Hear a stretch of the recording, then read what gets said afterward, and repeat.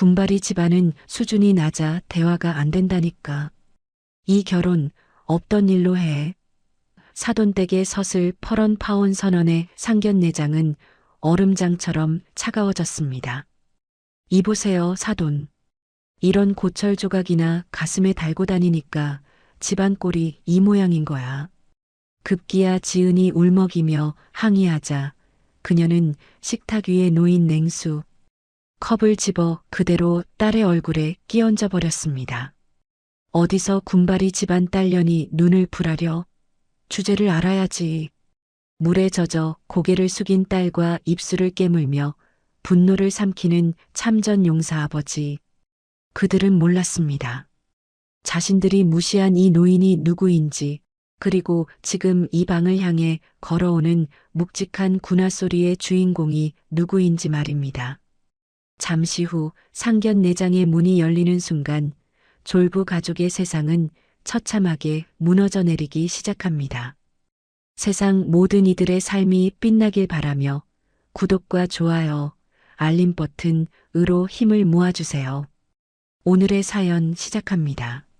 서울의 한 골목 안쪽, 오래된 한옥을 개조한 한정식 집 앞에 두 사람이 나란히 서 있어요. 박노인과 딸 지은이죠. 약속 시간까지는 아직 20살이 넘게 남아있답니다. 박노인의 발에는 세월의 흔적이 고스란히 밴 낡은 구두가 신겨 있어요. 가죽은 군데군데 주름지고 색도 바랬지만 솔질을 여러 번 한 듯 반질반질하게 닦여 있죠. 가슴 왼편에는 작은 금빛 훈장이 달려 있어요. 햇빛에 닿을 때마다 조용히 빛을 냈죠. 지은은 한 손에 작은 가방을 꼭 쥐고 있어요. 5만 원도 채 안 되는 가방이지만 지은은 이 자리를 위해 며칠 전 새로 산 거예요. 지은이 박노인의 옷매무새를 살피며 말했어요. 아버지, 넥타이 좀 더 올려요. 삐뚤어졌어요. 박노인이 딸의 손을 살며시 잡으며 말했습니다. 됐어. 이 아비가 이런 자리가 한두 번이야. 지은이 낮게 웃으며 대답했어요. 한두 번이 아닌 게 상견례예요. 아버지한테는 오늘이 처음이잖아요. 박노인이 짧게 헛기침을 하며 말했습니다. 긴장하는 건 나야 너야. 지은은 아무 말도 못했어요. 손에 쥔 가방 끈이 조금 더 단단하게 조여들었죠. 두 사람은 안으로 들어가 예약된 룸에 자리를 잡았어요. 직원이 가져다 놓은 냉수 한 잔씩을 앞에 두고 두 사람은 조용히 앉아 있었죠. 박노인은 허리를 꼿꼿이 세우고 두 손을 무릎 위에 얹었어요. 지은은 탁자 아래에서 손가락을 조물락거렸답니다. 약속 시간이 지났어요. 5분이 지나고 10분이 지나고 15분이 지났죠. 그래도 아무도 오지 않았어요.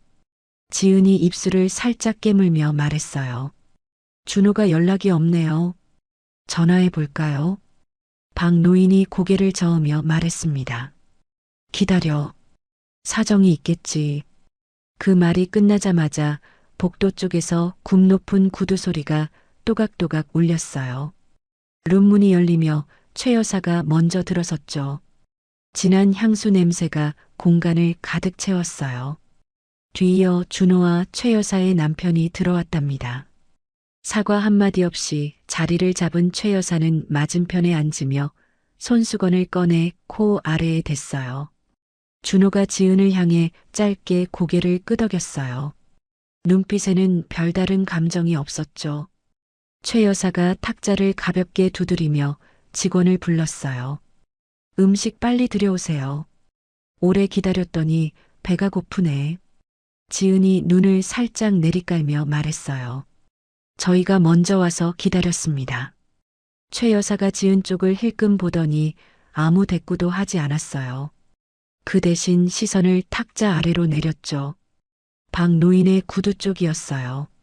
최 여사의 눈썹이 미묘하게 올라갔어요. 손수건을 코에 댄 채 고개를 살짝 돌렸죠. 박노인은 그 시선을 느꼈어요. 하지만 허리를 더 곧게 세웠을 뿐 눈 하나 깜짝하지 않았답니다. 직원들이 음식을 들고 들어왔어요. 전골과 구이, 나물이 상 위를 채웠죠. 최 여사가 손을 뻗어 메인 요리를 준호 쪽으로 밀었어요. 여기 음식이 입에 안 맞을 텐데. 우리 애나 많이 먹어야지. 탁자 건너편 박 노인과 지은 쪽에는 빈 공간이 남았어요. 직원이 놓아둔 그릇 하나가 최 여사의 팔꿈치에 밀려 끄트머리로 밀려났죠. 지은이 젓가락을 쥔 손을 멈췄어요. 박 노인은 물 한 모금을 마시며 천천히 잔을 내려놓았답니다. 최 여사가 준호의 밥그릇에 반찬을 덜어주며 말했어요. 그런데 이쪽은 시장에서 장사하신다고 했죠. 채소 파신다고. 최 여사의 남편이 헛기침을 했어요. 여보. 최 여사가 남편 쪽을 흘겨보며 말했습니다. 왜 사실이잖아. 상견례면 서로 알아야 하는 거지. 지은이 숨을 들이켜며 말했어요. 아버지께서 오랫동안 시장을 지켜오셨어요. 그 자리에서 많은 분들과 함께 살아오셨고요. 최 여사가 짧게 코웃음을 쳤어요. 손수건으로 다시 코끝을 가렸죠. 박 노인은 탁자 위 물잔을 가만히 바라봤어요. 가슴의 훈장이 형광등빛에 조용히 반짝였답니다. 최 여사가 젓가락을 내려놓으며 탁자 위를 천천히 훑었어요. 시선이 지은의 가방에서 멈췄죠. 가방은 지은의 의자 옆 탁자 모서리에 올려져 있었어요. 최 여사가 손가락 끝으로 가방을 툭 밀었어요. 가방이 탁자 끝에서 바닥으로 떨어졌죠. 쿵 소리가 룸 안에 짧게 울렸답니다. 지은이 몸을 숙여 가방을 집으려 했어요. 최 여사가 자신의 명품백을 가방이 있던 자리에 올리며 말했어요. 어머, 미끄러졌나? 입꼬리가 살짝 올라가 있었죠. 지은이 바닥에서 가방을 집어 무릎 위에 올려놓았어요. 손이 조금 떨렸답니다. 박 노인이 탁자 너머 최 여사를 바라봤어요. 눈빛이 가라앉았지만 입은 굳게 다물었죠. 최 여사가 포크로 접시를 툭툭 두드리며 말했습니다. 그런데 저 훈장은 뭐예요? 준호의 아버지가 낮게 말했어요. 여보, 참전 훈장이잖소. 최 여사가 남편의 말을 자르며 말했어요. 알아요, 나도. 그냥 물어보는 거지. 최 여사가 몸을 앞으로 내밀며 박 노인의 가슴 쪽을 손가락으로 가리켰어요. 그러더니 훈장을 손가락 끝으로 튕겼죠. 쨍그랑 작은 소리가 났어요. 지은이 자리에서 반쯤 일어서며 말했어요. 지금 뭐 하시는 거예요? 최 여사가 등받이에 몸을 기대며 말했습니다. 뭘 그렇게 호들갑이야. 이런 고철이나 달고 다니는 집안이랑 우리 애를 묶을 수는 없잖아. 수준이 맞아야 대화가 되는 거지. 최 여사가 팔짱을 끼며 말했어요. 솔직히 말해서 이 결혼 다시 생각해봐야겠어. 아들이 아까워. 지은의 얼굴이 하얗게 변했어요. 박 노인은 입술을 꽉 깨물었죠. 손등에 핏줄이 도드라졌답니다. 지은이 떨리는 목소리로 말했어요. 우리 아버지가 이 나라를 위해 뭘 하셨는지 아세요? 그 훈장이 뭔지 아시냐고요. 최 여사가 지은을 정면으로 바라보며 말했습니다. 아가씨, 나라 타령은 이제 옛날 얘기야. 지금 세상에서 통하는 건 돈이고 빽이야. 그 두 개 중에 너네 집에 있는 게 뭐가 있어? 지은의 눈에 눈물이 차올랐어요. 입술이 파르르 떨렸죠. 지은이 다시 목소리를 높이며 말했어요. 그런 말씀하시면 안 돼요. 지금 당장 사과하세요. 최 여사가 탁자 위 냉수 컵을 들었어요. 아무도 그 다음을 예상하지 못했죠. 최 여사가 컵을 지은의 얼굴을 향해 기울였어요. 찬물이 지은의 얼굴과 머리카락을 타고 흘러내렸답니다. 룸 안이 순간 얼어붙었어요. 지은이 두 손으로 얼굴을 감싸며 울음을 터뜨렸어요. 어깨가 들썩였죠. 지은이 떨리는 손을 뻗어 옆자리 준호의 소매를 잡으며 말했어요. 준호 씨, 아무 말도 안 할 거야. 지금 이게 보이지 않아. 준호가 지은의 손을 가볍게 뿌리쳤어요. 그리고 창밖으로 시선을 돌렸죠. 입을 열지 않았어요. 표정 하나 바뀌지 않았답니다. 지은이 의자에 주저앉았어요. 물이 뚝뚝 떨어지는 머리카락 사이로 눈물이 섞여 흘렀죠. 박 노인이 천천히 자리에서 일어났어요. 의자가 바닥에 긁히는 소리가 났답니다. 박 노인이 딸 곁으로 걸어와 지은의 어깨를 두 팔로 감쌌어요. 아무 말도 하지 않았죠. 그냥 딸을 안았어요. 박 노인의 눈이 붉어졌어요. 입술 안쪽을 꽉 깨물어 떨림을 삼켰답니다. 최 여사가 빈 컵을 탁자에 탁 내려놓으며 말했어요. 이제 됐어. 파혼이야.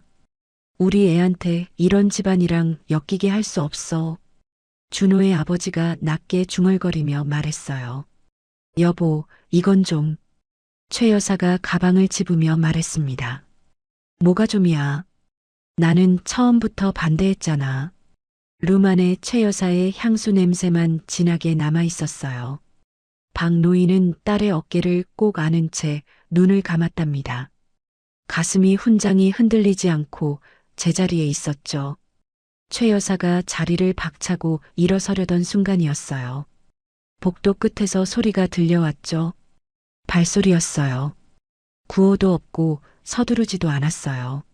하지만 한 걸음 한 걸음이 묵직하게 바닥을 눌렀죠. 일정하고 규칙적인 군화 소리가 복도를 타고 룸 안까지 또렷하게 들어왔답니다. 최 여사가 가방 끈을 잡은 채 멈칫했어요. 준호도 창밖에서 시선을 거뒀죠. 발소리가 룸문 앞에서 딱 멈췄어요. 잠시 정적이 흘렀답니다. 그리고 문 밖에서 낮고 짧은 목소리가 들렸어요. 충성. 문이 열렸죠. 군복을 입은 남자가 들어섰어요. 짙은 녹색 정복이 한치의 흐트러짐 없이 몸에 붙어 있었죠. 어깨에는 별 2개가 달려 있었어요. 가슴에는 여러 개의 휘장이 줄지어 있었고 그중 707이라는 숫자가 새겨진 휘장이 선명하게 빛났답니다. 박현우였어요. 현우의 뒤로 영광급 장교 2명이 문 양옆에 부동자세로 섰어요. 아무 말도 하지 않았죠. 눈도 깜짝하지 않았답니다. 최 여사가 눈을 가늘게 뜨며 남자를 훑쳤어요. 뭔가 말하려고 입을 열었죠. 그때 사돈댁 쪽에 배석해 있던 정 판사가 먼저 반응했어요. 현우의 얼굴을 확인하는 순간 정 판사의 손에서 찻잔이 미끄러졌어요. 찻잔이 바닥에 떨어지며 산산이 깨졌죠. 정 판사가 의자에서 무너지듯 내려와 바닥에 두 손을 짚었답니다.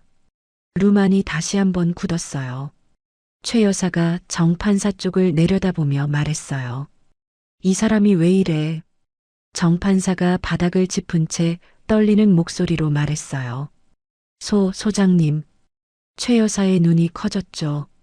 현우는 정 판사를 내려다보지 않았어요. 시선은 오직 한 방향을 향하고 있었답니다. 룸 안쪽 딸을 안고 있는 박 노인이었죠. 현우가 천천히 걸어 들어왔어요. 군화 소리가 다시 한 걸음씩 바닥을 울렸죠. 현우가 박 노인 앞에서 멈췄어요. 그리고 허리를 깊이 숙였죠. 90도에 가까운 인사였어요. 아버지, 늦었습니다. 박 노인의 눈이 흔들렸어요. 꾹 다물었던 입술이 조금 벌어졌죠. 박 노인이 낮게 말했습니다. 왔냐? 현우가 고개를 들었어요. 그제야 지은을 바라봤죠. 물에 젖은 머리카락이 얼굴에 달라붙어 있었어요. 눈두덩이 붉게 부어 있었답니다. 현우의 턱 근육이 순간 굳었어요. 하지만 표정은 바뀌지 않았죠. 현우가 품 안에 손을 넣어 접힌 손수건을 꺼냈어요. 하얗고 반듯하게 개어진 손수건이었죠. 현우가 지은 앞에 무릎을 낮추며 말했어요. 지은아, 오빠 왔어. 지은이 오빠를 바라보다 다시 눈물을 흘렸어요. 울음소리를 내지 않으려고 입술을 꽉 깨물었죠. 현우가 손수건으로 지은의 얼굴을 천천히 닦았어요. 이마에서 볼로, 볼에서 턱으로. 머리카락에 맺힌 물기도 한 올 한 올 닦아냈답니다. 서두르지 않았어요. 조용하고 꼼꼼했죠. 룸 안에 있는 누구도 말을 꺼내지 못했어요. 최 여사가 자리에서 일어서며 목소리를 높이려 했어요. 그 순간 현우의 뒤에 서 있던 전속부관이 최 여사 쪽으로 눈길을 한 번 줬죠. 말 한마디 없었어요. 눈빛 하나였답니다. 최 여사가 도로 자리에 앉았어요. 가방을 쥔 손이 떨렸죠. 준호가 자리에서 반쯤 일어서며 말했어요. 저는 이 자리와 관계없이. 전속부관이 준호 쪽으로 고개를 돌렸어요. 그것으로 충분했죠. 준호가 다시 의자에 주저앉았답니다. 현우가 손수건을 접어 손에 쥔 채 천천히 일어섰어요. 지은의 어깨를 한번 가볍게 쥐었다가 놓았죠. 그리고 탁자 앞으로 걸어갔어요. 윗주머니에서 명함 한 장을 꺼내 소리 없이 탁자 위에 내려놓았답니다. 대한민국 육군 소장 박현우. 최 여사의 시선이 명함 위에서 굳었어요. 현우가 탁자 위 빈 냉수 컵을 가만히 집었어요. 손바닥 안에서 잠시 컵을 쥐고 있다가 아무 말 없이 원래 자리에 내려놓았죠. 그리고 낮게 말했답니다. 지은이 오라비입니다. 현우의 목소리가 룸 안에 낮게 깔렸어요. 상견례는 이쯤 하죠. 최 여사가 자리에서 벌떡 일어서며 말했어요. 잠깐만요. 지금 이게 무슨 상황인지. 현우가 최 여사 쪽을 바라봤어요. 눈빛이 차가웠죠. 분노도 없고 당혹감도 없었어요. 그냥 고요했답니다. 그 고요함이 최 여사의 말을 중간에서 잘라냈죠. 현우가 천천히 입을 열며 말했어요. 앉으세요. 명령이었어요. 부탁이 아니었죠. 최 여사가 입술을 달싹거렸지만 다시 자리에 앉았어요. 준호도 몸을 의자 깊숙이 밀어 넣었죠. 준호의 아버지는 시선을 탁자 위에 고정한 채 꼼짝도 하지 않았답니다. 현우가 박 노인 쪽으로 돌아서며 말했어요. 아버지, 오늘 불편하게 해드려서 죄송합니다. 박 노인이 아들을 바라보다가 말했습니다. 내가 뭘 미안해. 내 잘못이 아니잖냐. 현우가 박 노인의 가슴이 훈장을 잠시 내려다봤어요. 그리고 조심스럽게 훈장을 손끝으로 바로잡았죠. 살짝 기울어져 있던 훈장이 반듯하게 제자리를 찾았답니다. 지은이 오빠의 옆에 서서 작게 말했어요. 오빠 어떻게 알았어? 현우가 지은을 내려다보며 말했어요. 알고 있었어. 지은이 눈을 크게 뜨며 말했어요. 언제부터? 현우가 짧게 대답했죠. 처음부터. 최 여사가 탁자를 손바닥으로 치며 말했어요. 지금 우리 집안을 협박하는 거예요. 별 달았다고 다야. 이 나라가 군발이 세상이야. 룸안이 다시 굳었어요. 현우가 천천히 최 여사 쪽으로 고개를 돌렸죠. 바람걸음을 탁자 쪽으로 옮겼답니다. 그것만으로도 최 여사의 어깨가 뒤로 물러섰어요. 현우가 낮고 또렷하게 말했어요. 방금 우리 아버지를 군발이라고 했죠. 최 여사가 입술을 달싹거렸어요. 아무 말도 나오지 않았죠. 현우가 다시 말했답니다.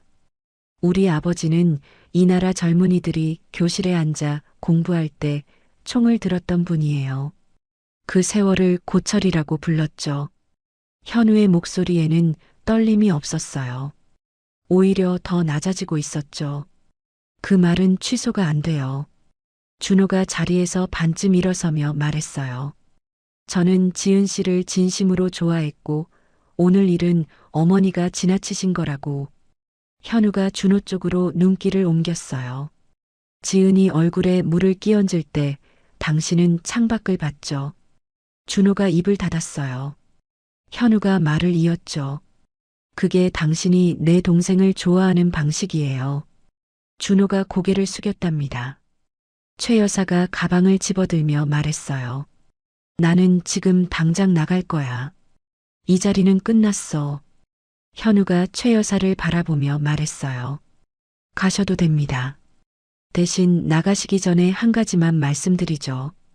최 여사가 멈칫하며 말했어요. 뭔데요?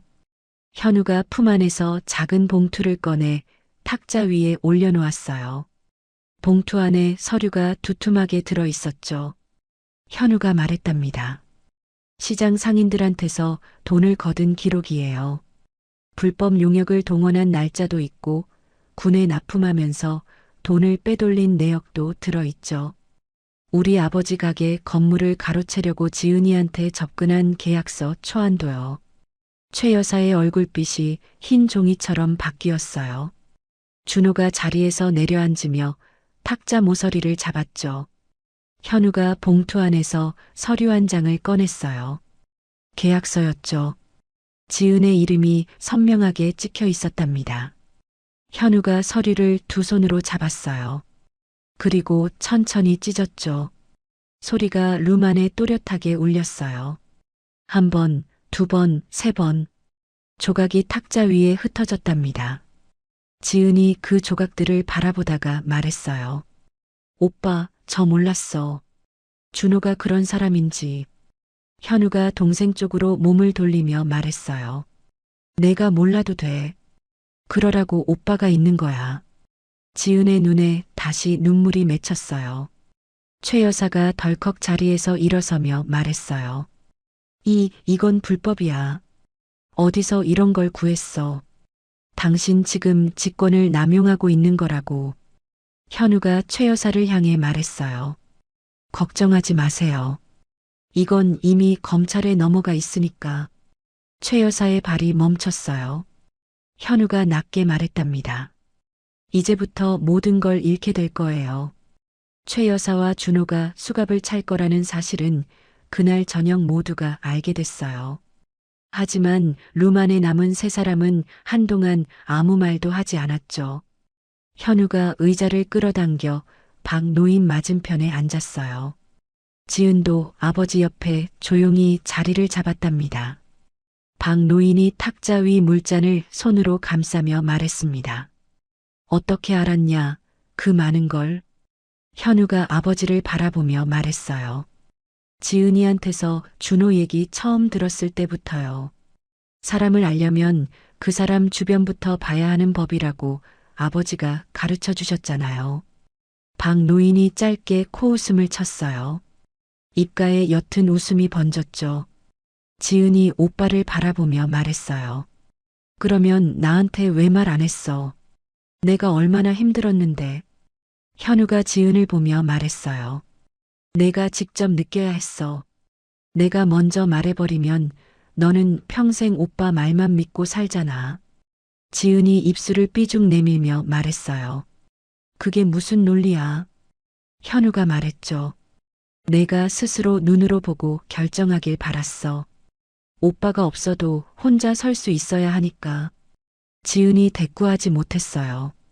눈을 내리깔고 탁자를 바라봤죠. 박 노인이 아들을 보다가 천천히 입을 열었습니다. 최 여사가 이 건물을 노렸다는 거 나도 어렴풋이 알고 있었어. 현우가 말했어요. 아버지, 그걸 왜 말씀을 안 하셨어요? 박 노인이 말했답니다. 말해봤자 뭐가 달라지냐? 나는 그냥 내 자리 지키면 된다고 생각했어. 현우가 잠시 말이 없었어요. 탁자 위 찢긴 계약서, 조각들을 한쪽으로 가지런히 모았죠. 지은이 아버지를 바라보며 말했어요. 아버지, 오빠한테 얘기해줘요. 월남전 때 이야기. 박 노인이 손을 저으며 말했습니다. 그 옛날 얘기는 꺼내서 뭐해? 지은이 말했어요. 오빠는 알아야 해요. 오늘 저 사람들이 아버지한테 한 말 들었잖아요. 박 노인이 잠시 말이 없었어요. 가슴이 훈장을 손끝으로 가만히 짚었죠. 그 손길에 세월이 담겨 있었어요. 가죽처럼 굳어버린 손마디가 훈장 위에서 멈췄답니다. 박 노인이 낮게 말했어요. 나는 저격수였어. 현우가 아버지를 바라봤어요. 박 노인이 말을 이었죠. 밀림 속에서 사흘을 꼼짝 않고 엎드려 있던 적도 있어. 물도 못 마시고 숨소리도 크게 못 냈지. 그래도 임무는 끝까지 완수했어. 루만이 조용해졌어요. 박 노인이 말했습니다. 그 시절 함께 싸우던 전우들이 지금 저 시장에 있어. 고기 파는 늙은이, 신발 고치는 늙은이, 두부 만드는 늙은이. 다 같이 살아 돌아온 사람들이야. 지은이 눈가를 손등으로 누르며 말했어요. 그래서 아버지가 시장을 절대 안 떠나신 거구나. 박 노인이 말했어요. 내가 이 건물 팔아버리면 전우들 터전이 없어지는 거야. 최 여사가 그걸 노린 거지. 지은이 결혼시켜서 도장 받아낼 생각이었던 거고. 현우가 자리에서 일어서며 말했어요. 그 전우분들한테는 제가 직접 찾아가 인사드릴게요. 박 노인이 아들을 올려다보며 말했습니다. 내가 뭘? 현우가 말했죠. 아버지 아들이니까요. 박 노인의 눈이 잠시 흔들렸어요. 입술을 꽉 다물고 창 쪽으로 고개를 돌렸죠. 목젖이 한번 크게 움직였답니다. 현우가 전속부관에게 눈짓했어요. 전속부관이 품 안에서 두툼한 서류 봉투를 꺼내 현우에게 건넸죠. 현우가 서류를 탁자 위에 펼쳤어요. 날짜별로 정리된 기록들이 빼곡하게 채워져 있었답니다. 현우가 말했어요. 시장 상인들한테서 매달 돈을 거둔 기록이에요. 용역동원 일지도 있고 군납 계약서에서 빠져나간 금액도 전부 정리돼 있죠. 지은이 서류를 내려다보며 말했어요. 이걸 언제 다 모은 거야? 현우가 말했답니다. 준호 이름 처음 들은 날부터. 지은이 오빠를 바라봤어요. 말이 나오지 않았죠. 현우가 서류를 다시 봉투에 넣으며 말했어요. 이건 내일 아침 검찰에 정식으로 제출돼요. 군납 비리는 군 수사대에서 따로 처리하고요. 박 노인이 말했습니다. 고생했다, 아들. 현우가 아버지를 보며 말했어요. 아버지가 평생 지킨 것들이니까요. 그게 뭔지 아들이 알고 있어야죠. 다음 날 아침이 밝았어요. 시장 골목에는 평소처럼 리어카 소리와 상인들의 목소리가 뒤섞였죠. 박 노인은 새벽부터 나와 가게 앞 채소를 손질하고 있었어요. 배추 겉잎을 하나씩 떼어내는 손길이 느리고 익숙했답니다. 지은이 가게 안에서 박스를 옮기다가 골목 입구 쪽을 바라봤어요. 낯선 얼굴들이 보였죠. 작업복 차림의 남자 서너시 시장 입구 쪽에 서서 가게들을 훑고 있었어요. 담배를 피우며 서 있었지만 눈빛이 달랐죠. 장을 보러 온 사람들이 아니었답니다. 지은이 아버지 쪽으로 몸을 낮추며 말했어요. 아버지, 저 사람들 이상해요. 박 노인이 채소에서 눈을 들지 않으며 말했습니다. 어제부터 있었어. 지은이 말했어요. 어제부터요. 왜 말 안 하셨어요? 박 노인이 말했죠. 내가 걱정할까봐. 지은이 주머니에서 전화기를 꺼내려 했어요. 그때 골목 안쪽에서 남자 하나가 빠른 걸음으로 다가왔답니다. 체격이 컸어요. 모자를 눌러 쓰고 있었죠. 남자가 지은의 팔목을 잡으며 말했어요. 같이 가자고. 우리 사장님이 할 말 있다고 하셔. 지은이 팔을 빼려 하며 말했어요. 나요. 지금 뭐 하는 거예요? 남자가 팔목을 더 세게 쥐며 말했어요. 조용히 따라오면 돼. 별거 아니야. 박 노인이 손질하던 채소를 내려놓으며 자리에서 천천히 일어섰어요. 남자보다 머리 하나는 작은 노인이었죠. 하지만 일어서는 방식이 달랐답니다. 허리를 펴는 속도가 느렸지만 흔들림이 없었어요. 박 노인이 낮게 말했습니다. 그 손 놔라. 남자가 박 노인을 내려다보며 말했어요. 노인장은 가게나 보세요. 딸이랑 잠깐 얘기만 하면 된다고. 박 노인의 눈빛이 달라졌어요. 밀림 속에서 사흘을 엎드려 있던 사람의 눈이었죠. 남자가 그 눈을 보고 팔에 힘을 잠시 풀었답니다. 그 틈에 지은이 팔을 빼내며 골목 안쪽으로 뛰었어요. 남자가 욕설을 내뱉으며 뒤를 쫓으려 했죠. 그때 골목 입구 쪽에 있던 다른 남자들이 박 노인의 가게 쪽으로 움직였어요. 한 명이 손에 뭔가를 들고 있었답니다. 불이었어요. 남자가 가게 처마 아래 쌓아둔 빈 박스 더미에 불을 댔죠. 불꽃이 박스를 타고 빠르게 번졌어요. 시장 상인들이 소리를 질렀답니다. 불이야. 골목 안이 순식간에 뒤집혔어요. 같은 시각 도심에서 한참 떨어진 군 사령관실에도 분위기가 달랐어요. 현우가 책상 앞에 앉아 서류를 검토하던 중이었죠.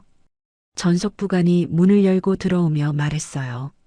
소장님, 헌병대에서 연락이 왔습니다. 현우가 고개를 들며 말했어요. 무슨 건이야? 전속부관이 말했죠. 직권 남용 혐의로 소장님께 조사 요청이 들어왔습니다. 어제 상견례 자리에서 민간인에게 군의 공적 정보를 이용해 압박을 가했다는 내용이에요. 현우가 잠시 말이 없었어요. 서류를 덮으며 말했답니다. 누가 넣었어? 전속부관이 말했어요. 군수 담당 박중령입니다. 최 여사 측과 군납 계약을 관리해온 인물이에요. 소장님이 어제 확보한 서류에도 이름이 나오는 사람이죠. 현우가 의자 등받이에 몸을 기대며 말했어요. 움직임이 빠르네. 전속부관이 말했답니다. 헌병대 조사관이 지금 이쪽으로 오고 있습니다. 현우가 창밖을 바라봤어요. 눈썹 하나 움직이지 않았죠. 전속부관이 조심스럽게 말했어요. 소장님, 혹시 대응 방안을? 현우가 자리에서 일어서며 말했어요. 그냥 들어오라고 해. 전속부관이 말했죠. 예. 현우가 창가 쪽으로 걸어가며 말했답니다. 그리고 시장 쪽에 연락해. 지금쯤 움직였을 거야. 전속부관이 굳은 얼굴로 말했어요. 이미 예상하고 계셨던 겁니까? 현우가 창밖을 바라보며 말했어요. 최 여사 같은 사람은 막힌 길 앞에서 불을 질러. 항상. 전속부관이 즉시 무전기를 들었죠. 복도 끝에서 헌병대 조사관의 발소리가 들려오기 시작했어요. 사령관실 문 앞까지 소리가 다가왔답니다. 현우는 창밖을 바라보며 서 있었어요. 등을 보인 채 움직이지 않았죠. 헌병대 조사관 2명이 사령관실 문을 열고 들어섰어요.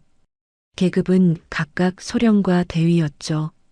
소령이 모자를 벗으며 말했어요. 소장님, 조사 협조 요청 건으로 왔습니다. 현우가 창가에서 몸을 돌렸어요. 두 사람을 바라보며 말했죠. 수고했어요. 앉아요. 소령이 자리에 앉으며 서류를 펼치며 말했어요. 직권 남용 혐의 관련해서 몇 가지 여쭤봐야 할 것 같습니다. 어제 민간인 자리에서 군 정보를 활용해 압박을 가했다는 내용인데요. 현우가 책상 서랍을 열었어요. 그 안에서 두툼한 서류 봉투를 꺼내 조사관 앞에 내려놓았죠. 현우가 말했어요. 그 혐의를 넣은 사람이 박중령이죠. 소령이 굳은 얼굴로 말했답니다. 그건 저희가 확인할 사안이고, 현우가 봉투를 손가락으로 두드리며 말했어요. 박중령이 최 여사 측과 군납 계약을 진행하면서 빼돌린 금액 내역이에요. 계약 날짜마다 박중령 개인 계좌로 들어간 금액이 나와 있죠. 거래 내역서 원본도 있고 최 여사 측 회계 담당자 진술도 들어 있어요. 소령이 봉투 안을 들여다봤어요. 옆에 있던 대위도 몸을 기울였죠. 소령이 낮게 말했어요. 이게 전부 사실입니까? 현우가 말했답니다. 확인해 보면 알겠죠. 전속부관이 문을 열고 들어서며 말했어요. 소장님, 박중령이 지금 사령부 정문 통과 중입니다. 현우가 조사관들을 바라보며 말했어요. 마침 잘 됐네요. 직접 물어볼 수 있겠어요. 소령이 자리에서 일어서며 대위에게 눈짓했어요. 두 사람이 빠른 걸음으로 문 밖으로 나갔죠. 복도에서 발소리가 뒤엉키는 소리가 들렸어요. 박중령의 목소리가 높아졌다가 끊겼답니다. 현우가 전속부관을 바라보며 말했어요. 시장 쪽은 전속부관이 말했죠. 특임대 병력이 현장 도착했습니다. 용역들 제압 완료했고요. 불은 초기에 잡혔습니다.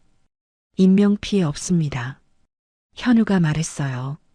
지은이는 전속부관이 말했답니다. 안전합니다. 골목 밖으로 피신했어요. 현우가 천천히 고개를 끄덕였어요. 그리고 국모를 집어 머리에 얹었죠. 시장 골목은 아직 연기가 가라앉지 않았어요. 탐박스 냄새가 골목 안을 맴돌았죠. 상인들이 삼삼오오 모여 가게 앞을 서성였답니다.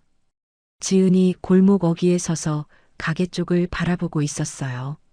처마 아래 그을린 자국이 선명했죠. 박 노인이 가게 안으로 들어서며 말했습니다. 다친 데 없냐? 지은이 아버지를 보며 말했어요. 저는 괜찮아요. 가게가. 박 노인이 그을린 처마를 올려다보며 말했어요. 이 정도면 됐어. 물건은 멀쩡하잖냐? 골목 입구 쪽에서 묵직한 발소리가 들렸어요. 특임대 병력들이 용역들을 앞세우고 걸어왔죠. 손목에 포박이 묶인 남자들이 고개를 숙인 채 끌려왔답니다. 상인들이 골목 양옆에서 바라봤어요. 그 뒤로 군용 차량 한 대가 골목 입구에 섰어요. 문이 열리며 현우가 내렸죠. 현우가 지은 쪽으로 걸어오다 가게 처마에 그을린 자국에서 시선을 잠깐 멈췄어요. 그리고 박 노인 앞에서 섰죠. 현우가 말했어요. 아버지, 많이 놀라셨죠? 박 노인이 아들을 바라보며 말했습니다. 나는 괜찮아. 지은이만 무사하면 됐어. 현우가 지은을 보며 말했어요. 다친 데 없어. 지은이 말했죠. 오빠가 미리 알고 있었던 거잖아. 이것도 현우가 말했어요. 막다른 데 몰린 사람이 뭘 하는지는 예측이 돼. 지은이 골목 바닥을 내려다보다 말했어요. 나는 아무것도 몰랐어. 내 옆에 있던 사람이 이런 사람인지도. 현우가 지은의 옆에 서며 말했답니다. 이제 알았으니까 됐어. 골목 안쪽에서 다시 발소리가 들렸어요. 이번에는 두 사람이었죠. 최 여사와 준호였어요. 두 사람의 손목에 수갑이 채워져 있었답니다. 최 여사가 끌려오면서 주변을 둘러봤어요. 시장 상인들이 양옆에 서 있었죠. 아무도 말을 하지 않았어요. 그냥 바라봤답니다. 최 여사가 현우를 향해 소리치며 말했어요. 당신이 이럴 수 있어. 내가 뭘 그렇게 잘못했다고. 현우가 최 여사를 바라봤어요. 대답하지 않았죠. 준호가 지은 쪽을 바라봤어요. 입을 열었다 닫았답니다. 지은이 준호 쪽을 잠시 봤어요. 그리고 시선을 거뒀죠. 아무 말도 하지 않았어요. 현우가 전속부관에게 말했어요. 불법 자산 동결 절차는 오늘 중으로 마무리해. 전속부관이 말했죠. 시장 피해 보상 관련 서류도 오늘 처리됩니다. 상인들 사이에서 낮은 웅성거림이 퍼졌어요. 박 노인과 함께 월남전을 겪은 노인 하나가 가게 앞에서 앞치마를 벗으며 말했답니다. 그래도 우리 터전 지켰구먼. 옆에 있던 노인이 말했어요. 박 노인 아들이잖아. 당연하지. 박 노인이 그 말을 들으며 가게 쪽으로 천천히 걸어갔어요. 그을린 처마 아래 서서 안을 들여다봤죠. 채소들은 제자리에 있었어요. 리어카도 멀쩡했답니다. 박 노인이 낮게 말했습니다. 내일 장사는 할 수 있겠네. 재판은 길지 않았어요. 최 여사와 준호는 시장 상인들을 상대로 한 불법 갈취와 방화교사, 군납 비리 혐의로 실형을 선고받았죠. 준호의 아버지는 혐의 일부를 인정하고 증인으로 협조한 덕에 집행유예로 마무리됐답니다. 최 여사가 불법으로 모아둔 재산은 대부분 동결됐고 시장 상인들에게 피해 보상이 이뤄졌어요. 선고가 끝난 날 저녁 지은은 혼자 시장 골목을 걸었어요. 평소와 다름없이 리어카가 골목을 오갔고 상인들이 문을 닫으며 하루를 마무리하고 있었죠. 지은이 가게 앞에 서서 처마를 올려다봤어요. 그을린 자국은 아직 남아 있었답니다. 하지만 처마 아래 진열된 채소들은 오늘도 가지런했죠. 박 노인이 가게 안에서 나오다 딸을 발견하며 말했습니다. 일찍 왔네. 지은이 아버지 옆에 서며 말했어요. 재판 끝났어요. 박 노인이 말했죠. 알아. 현우한테 들었어. 지은이 처마를 바라보다 말했어요. 저 자국 언제 고쳐요? 박 노인이 말했답니다. 냅둬. 훈장이야 그것도. 지은이 아버지를 바라봤어요. 박 노인이 가게 문을 닫으며 짧게 웃었죠. 다음 날 아침이 밝았어요. 시장 골목 입구부터 상인들이 하나씩 나왔답니다. 월남전 때부터 박 노인과 함께한 노인들이 앞치마를 두르고 가게 앞에 나란히 섰어요. 두부 파는 노인, 신발 고치는 노인, 고기 파는 노인. 모두 가슴에 훈장을 달고 있었죠. 박 노인이 골목 안으로 들어서자 상인들이 박수를 쳤어요. 조용하고 낮은 박수였지만 골목 안에 울렸답니다. 두부 파는 노인이 박 노인의 손을 잡으며 말했어요. 우리 터전 지켜줘서 고맙네, 박 노인. 박 노인이 손을 맞잡으며 말했습니다. 내가 한 게 아니야. 아들이 했지. 고기 파는 노인이 껄껄 웃으며 말했어요. 아들이 잘 됐으니 박 노인이 잘 키운 거지. 뭘? 박 노인이 가게 앞에 서서 채소를 고르기 시작했어요. 가슴에 달린 훈장이 아침 햇살에 조용히 빛났죠. 시장 골목 바깥 군용 차량 한 대가 세워져 있었어요. 현우가 차 옆에 서서 가게 쪽을 바라보고 있었답니다. 정복 차림이었죠. 오늘은 사단으로 복귀하는 날이었어요. 지은이 현우 옆으로 다가서며 말했어요. 벌써 가. 현우가 말했죠. 훈련 일정 있어. 지은이 오빠를 바라보다 말했어요. 오빠 고마워. 현우가 말했어요. 뭐가? 지은이 말했답니다. 다 고마워. 처음부터 끝까지. 현우가 지은을 내려다보며 말했어요. 앞으로는 스스로 해. 오빠가 매번 올 수는 없어. 지은이 픽 웃으며 말했죠. 알아. 이제는 할 수 있어. 현우가 말했어요. 그래야지. 박 노인이 가게 앞에서 고개를 들었어요. 현우와 눈이 마주쳤죠.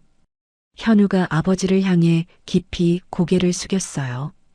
박 노인이 손을 한번 들었다 내렸답니다. 말은 없었지만 충분했죠. 현우가 차에 오르기 전에 뒷좌석에서 작은 보자기 하나를 꺼냈어요. 펼치자 낡은 구두 한 켤레가 나왔죠. 상견례 날 박 노인이 신었던 구두였어요. 현우가 보자기로 다시 조심스럽게 감쌌답니다. 전속부관이 말했어요. 그걸 가지고 가십니까? 현우가 차에 오르며 말했어요. 응. 전속부관이 말했죠. 왜입니까? 현우가 문을 닫으며 말했답니다. 아버지가 이 나라를 지키러 갈 때 신었던 거야. 사단 내 가장 좋은 자리에 둘 거야. 차가 천천히 골목을 빠져나갔어요. 지은과 박 노인이 나란히 서서 손을 흔들었죠. 지은은 한 손으로 눈가를 눌렀어요. 차가 큰 길로 접어들며 골목에서 멀어졌답니다. 현우는 앞을 바라봤어요. 백미러 안에 작아지는 두 사람을 잠시 봤다가 시선을 앞으로 돌렸죠. 차가 사단 정문을 통과했어요. 연병장에서 병사들의 구령 소리가 들려왔답니다. 규칙적이고 힘찼죠. 현우가 차에서 내려 연병장 쪽으로 걸어갔어요. 군화 소리가 바닥을 단단히 눌렀죠. 나라를 지킨 명예는 낡은 구두 위에서도 가슴이 훈장 위에서도 결코 빛을 잃지 않았답니다. 낡은 구두 한 켤레와 가슴이 작은 훈장. 세상이 보잘것없다고 손가락질한 것들이 사실은 가장 값진 것이었어요. 돈으로 사람의 무게를 재려 했던 사람들은 결국 스스로 무너졌고 말없이 자리를 지켜온 사람들은 끝내 제 명예를 되찾았죠. 박현우는 총 한 방 쏘지 않았어요. 하지만 아버지의 평생을 지켜냈고 동생의 눈물을 닦아냈고 전우들의 터전을 살려냈답니다. 그것으로 충분했죠. 가족을 지키는 가장 단단한 무기는 결국 사랑이었으니까요. 오늘 이야기가 가슴 한켠을 건드렸다면 댓글로 여러분의 소중한 의견을 남겨주세요. 당신의 목소리가 채널을 만듭니다. 진실은 밝혀집니다. 구독으로 정의를, 좋아요로 응원하는 한 걸음을, 그리고 알림 설정으로 저와 함께 해주세요. 오늘도 끝까지 시청해주셔서 감사합니다. 사연의 달인의 채널의 모든 영상은 AI 보조도구를 통해 제작된 창작 콘텐츠입니다. 등장하는 인물의 외형 단체의 명칭, 지리적 배경은 모두 실제와 무관한 가상의 장치임을 명시하며 유튜브 정책에 따른 AI 생성물 고지 의무를 준수하고 있습니다.